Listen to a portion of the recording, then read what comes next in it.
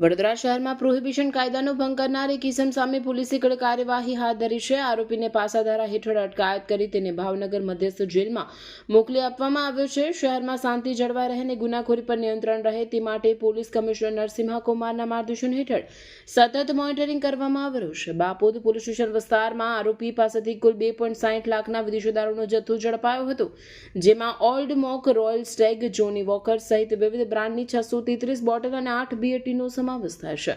આરોપી વિરુદ્ધ Gujarat prohibition act હેઠળ ગુનો દાખલ કરવામાં આવ્યો હતો.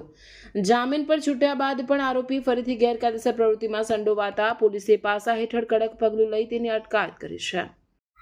દર્શક મિત્રો, આવા જ લેટેસ્ટ અપડેટ અને સમાચાર જોવા માટે જોડાયેલા રહો ફેસબુક, ઇન્સ્ટાગ્રામ, યુટ્યુબ ચેનલ સાથે વિશ્વ ભારત ન્યૂઝ. દેશ વિદેશ તેમજ ગુજરાત રાજ્ય, જિલ્લા અને તાલુકા વિસ્તારના તમામ સમાચાર અને જાહેરાત માટે આજે જ સંપર્ક કરો. સામાજિક ધાર્મિક પ્રસંગો, આકસ્મિક ઘટનાઓ અને ગેરકાનૂની પ્રવૃત્તિઓ તથા ભ્રષ્ટાચારની પોલ ખોલવા માટે સંપર્ક કરતા રહો. વિશ્વ ભારત ન્યૂઝ. સંપર્ક કરવા વિનંતી 9978702276.